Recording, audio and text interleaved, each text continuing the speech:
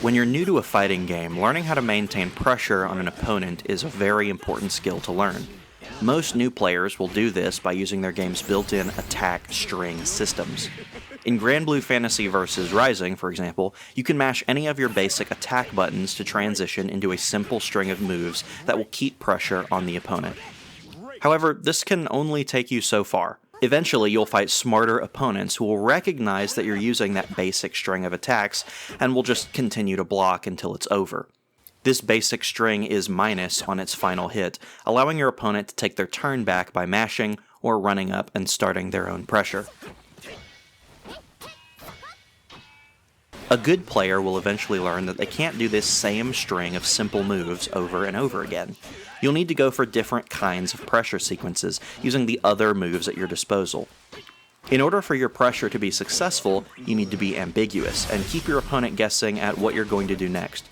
But there's one thing that your opponent can do that will hurt your ability to maintain pressure as a new player: mashing. If your opponent notices small gaps in what you're doing, they might find moments to mash a button in order to get out. If they realize what's happening in time, they can even go for a combo, dealing damage to you while also getting themselves out of the corner and putting themselves in a more favorable position. By mixing up our offense, we've actually opened up new options for the defender.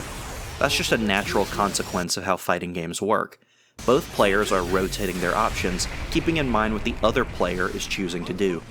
As those options are rotated in and out, some options become weaker and some options become stronger.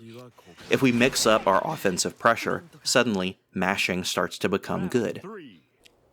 So how do we stop our opponent from mashing on us in a more layered and ambiguous way? How do we stop mashing now that we've moved away from that basic pressure string? What the hell?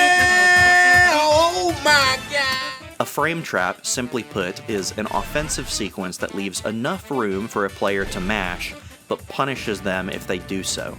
Here's how it works. You'll start with a move that is plus on block. In GBVSR, this could be your close standing light, for example. Notice that this move is +4 on block.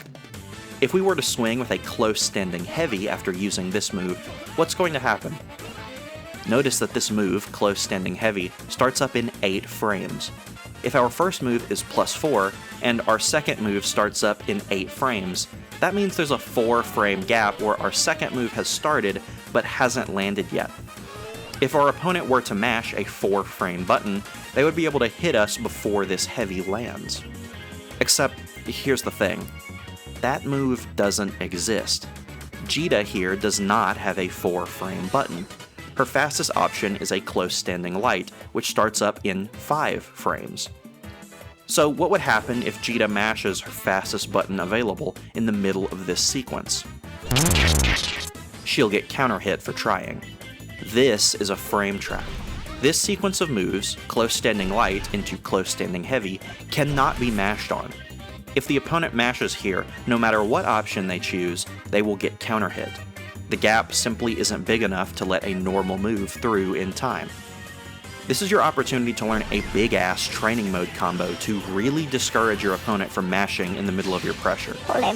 And once you've scared your opponent into not mashing, you can continue to go for more detailed and ambiguous pressure sequences without fear of them mashing in the middle of something. If they ever do, just go back to frame trapping them.